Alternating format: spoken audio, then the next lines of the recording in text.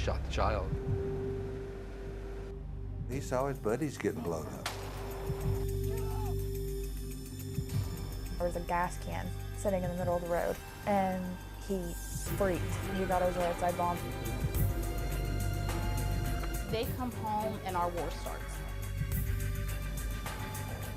Realized that the soul up, made me want to kill myself. I don't want to go home and blow my brains out. Nick was sitting in the dark with a gun in his mouth.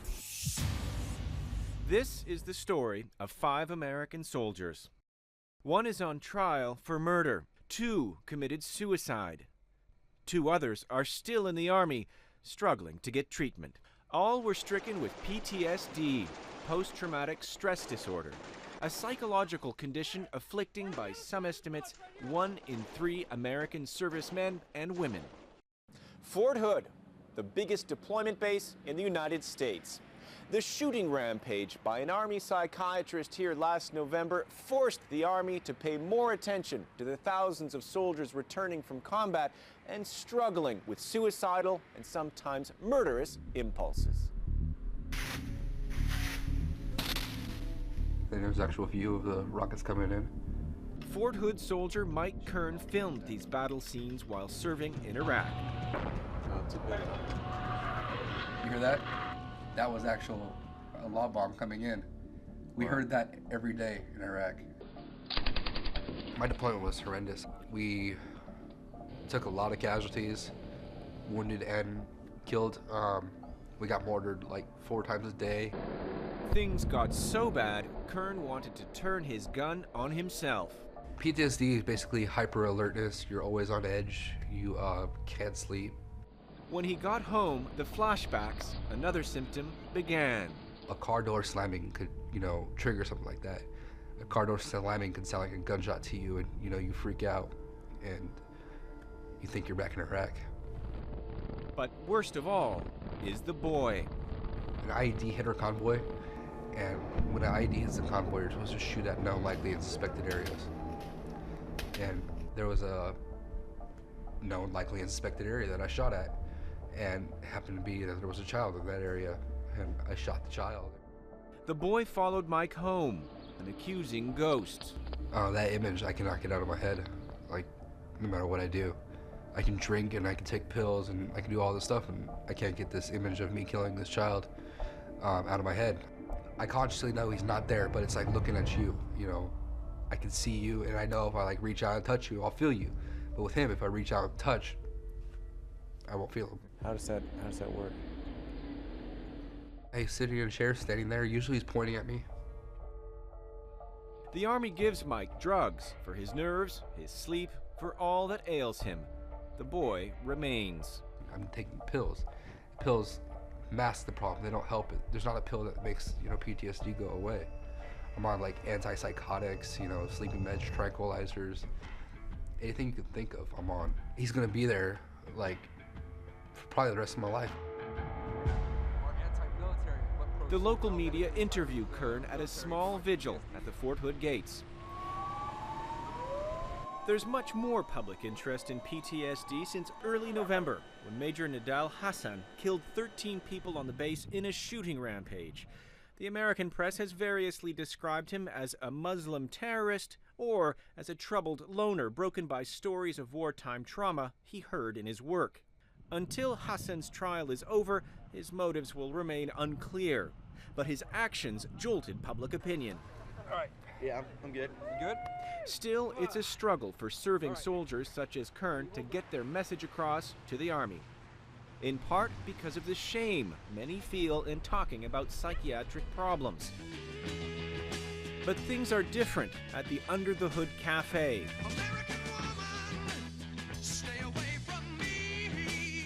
At this hangout for soldiers off the base, no one has to act tough, says the founder, Cynthia Thomas.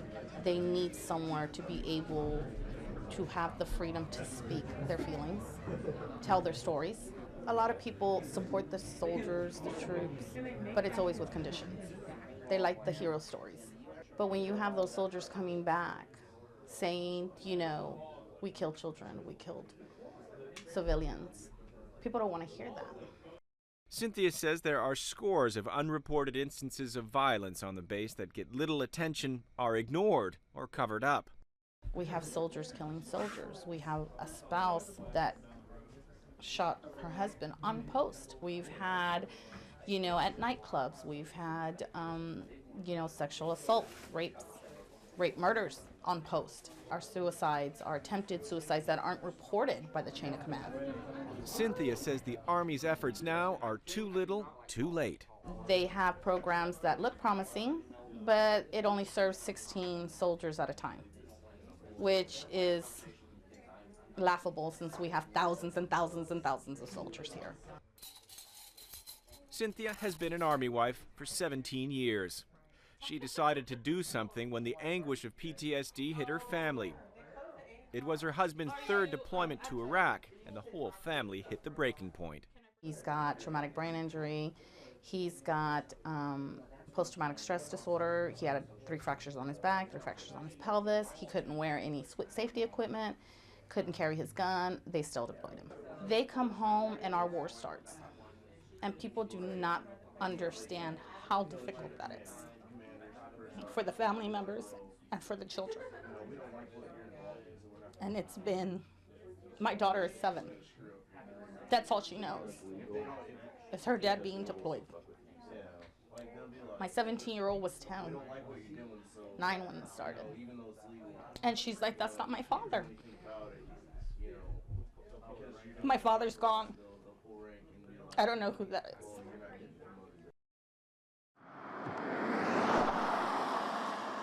Killeen, Texas is the town nestled around the sprawl of Fort Hood. A good place to get a tattoo, buy a motorcycle, or pawn something for quick cash. An Army town. A town Eric Jasinski fled, going absent without leave just over a year ago, because he says the Army wasn't giving him the help he needed for his PTSD. Hopeless, lost, depressed. Jasinski's nightmares, a major symptom, were especially vivid. In Iraq, it was his job to watch beheading videos. Beheading videos where there'd be 50 beheadings on one video, and we'd have to watch it to get the faces of the beheaders for future targets. And that was pretty disturbing as far as watching the beheadings and hearing the noises of a beheading. Is something that haunts me still.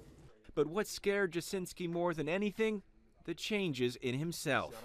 It borderlines being a monster, You get these pictures in of people being blown apart and you laugh, which in some ways it's, looking back on it, it's how you keep yourself sane, It's just overwhelming violence. You see a guy, with his leg blown off and you think it's funny. That's not normal. That's not right. I was scheduled to get out of the Army in February of 2009. So I said to myself, I've got 6 months left. I can do this. Then he discovered he couldn't get out. So they had extended my active duty for an extra, year and a month, to go back to Iraq. Jasinski begged an Army psychiatrist not to send him back. And he's like, well, do you want to kill others? And I'm like, that's one of the main issues here. No, I do not want to kill people anymore, And he's like, well, you're not suicidal or homicidal, so there's really nothing I can do for you. You're deployable, and sign my paperwork. And so I went AWOL. I would rather die than go back to Iraq. Now, here's your Pentagon Channel report. The number of Army suicides has increased again. The Pentagon knows that many of its soldiers are breaking under the strain. Madam Speaker, the President of the United States. Apparently, so does Barack Obama, who made this pledge in his State of the Union address last month. Tonight, all of our men and women in uniform, in Iraq, in Afghanistan, and around the world, they have to know that that they have our respect, our gratitude, our full support. And just as they must have the resources they need in war, We all have a responsibility to support them when they come home.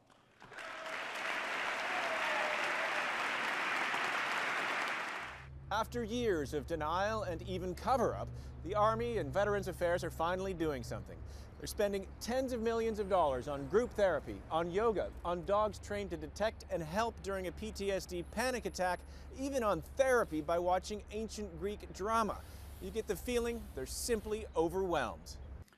Of the more than 30,000 suicides in this country each year, fully 20% of them are acts by veterans. That means, on average, 18 veterans commit suicide each day. The head of Veterans Affairs says mental health issues should be destigmatized. Suicide is not the answer. It's final. His agency is running ads to reach the 7.5 million veterans in the U.S. You don't have to go it alone. VA cares about you. VA is reaching out to veterans who are thinking about suicide. So reach back now. Don't wait. The Army kicked off this $50 million suicide study several months ago in the fall, and it was a 5-year study. And one of the things I worried about was we can't wait 5 years. The man at the top says it's going to take more than just money to fix the problem. It's going to take a change in Army culture. I don't know how else to get at this except leadership and figure out who is at risk, understand it, train to it. But Cynthia Thomas says the soldiers can't wait any longer. These soldiers come out and their units and their command treat them horribly. Horribly. They punish them for asking for help. And unless these officers are held accountable, nothing's going to change. It doesn't matter what the Pentagon people say, it doesn't matter what the commanding general of this post says. If these officers are not held accountable, these leaders, nothing is going to change.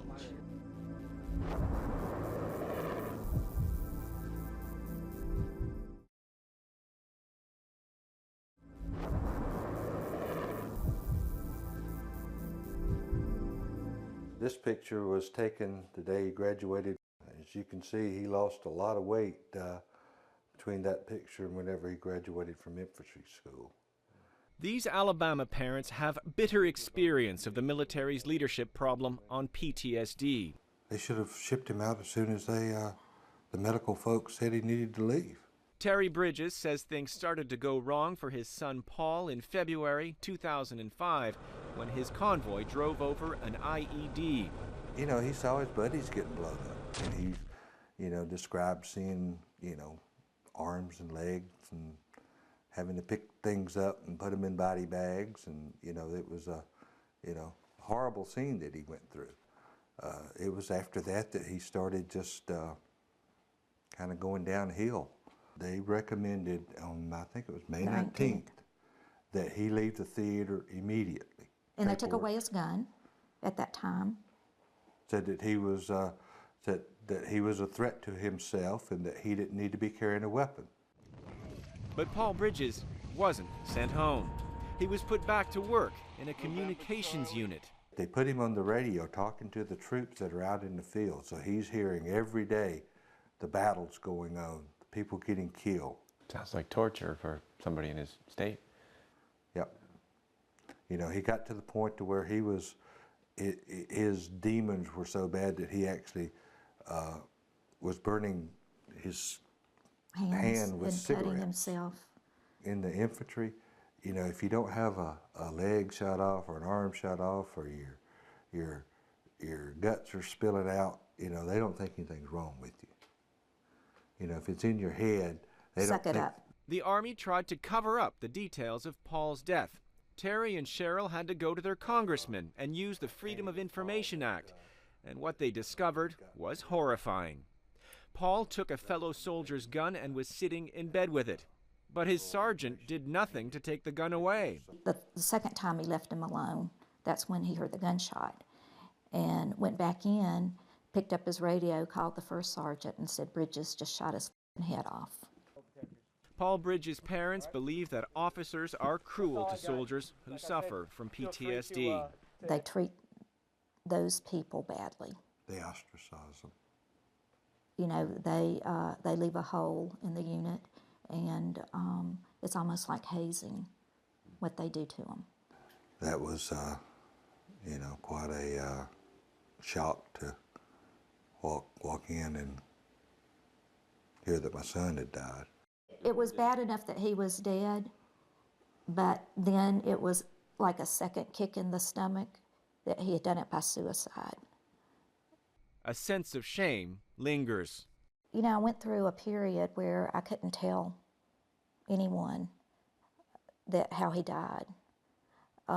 It was too personal. It was just too sad.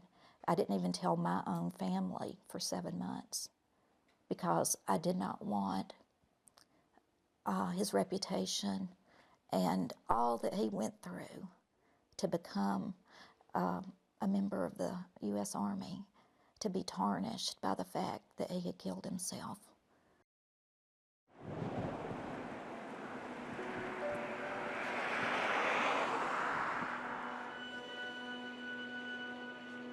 Altoona, Pennsylvania, a small, sleepy town, violently awakened to the reality of PTSD last spring.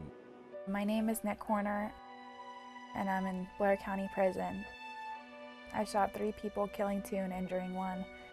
Wendy Horner reads her husband's letter to the local newspaper. I'm sorry to Nick Horner is apologizing to the townspeople for his shooting spree just months after he returned from Iraq.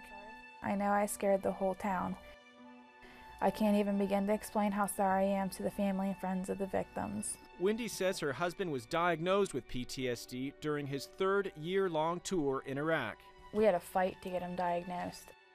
They don't like to diagnose it because then they have to pay 100% disability for PTSD. Wendy says the war changed Nick forever. The fun-loving, outgoing husband shriveled into a fearful shell of a man, haunted by nightmares, despite all the medication to calm him down. A man convinced someone wanted to hurt his family. A man who sometimes wanted to end it all. He was sitting at the kitchen table with his gun in his mouth. He's like, I'm gonna blow my brains out. It was almost impossible for Wendy to get Nick to go out in public until last Easter. I was so happy. Like, the kids were ecstatic. This is the first thing they got to do with Daddy pretty much since we moved back to Pennsylvania. So we colored Easter eggs and they made fun of him because all his turned out brown. It was during a family outing last spring that Nick Horner suddenly left his wife and kids behind. He came up behind this building and entered its back door military style with a gun. He shot and killed a high school student who was working in the sandwich shop before fleeing and shooting an insurance executive who lived up the street and had just come out to get his mail. He later told police he couldn't remember a thing. He's like, baby, I don't know what happened. They were shooting at me. I was running. He's like, they think I did something bad. They're saying I killed people. He's like, I have no idea what's going on. He's like, I didn't do it, baby, I didn't do it. And that's all he'd say the whole entire time. And I had to tell him, I'm like, baby, you did do it. Horner faces the death penalty. I always thought Nick would have to fight for his life while he was deployed, but never thought he'd have to fight for his life whenever he was in the United States on our own soil, and his own country is trying to kill him now for what they did to him while he was defending us. Wendy says few people around Altoona have been sympathetic to her husband's case. But that changed when she received another letter from Lori Clark, a mother from a nearby town who said she had read Nick's letter in the newspaper and that she and her family understood and wanted to help. Hi, Wendy. Hi. Lori is the mother of Matthew Clark, once a proud U.S. Marine, also diagnosed with PTSD. All of us wear his dog tags. And this little piece of stuff is a piece of a blanket that he drug around till he was probably 2 years old. So I put a piece in his hand with a note for him, and then I keep a piece around my neck. Lori Clark says at first her son tried to hide his condition from the Army psychiatrist because a Marine just can't give in to his feelings. But those feelings proved too strong. You know, that man that I killed, he said he was somebody's father, somebody's son, somebody's husband. and I had no clue what to say. Matthew Clark shot himself 2 years after coming home from Iraq. In the Altoona Cemetery, the final resting place of the veterans of World War II and Vietnam are adorned with American flags. It's almost impossible to know what kind of trauma they took with them to the grave, but what appears certain is that today's American soldiers are bearing a psychological strain probably never carried before by their predecessors. There's the length of today's wars, 9 years now for Afghanistan. Then there's the lack of rest time between deployments in the all-professional army. And most of all, perhaps, the conflicts have no front lines, no resting place, because the enemy is often buried under the road. As Barack Obama sends thousands more U.S. troops overseas, another army slowly, painfully returns home. Tens of thousands of men and women who have put down their rifles and taken off their uniforms, but who still fight a war within. They come home and our war starts.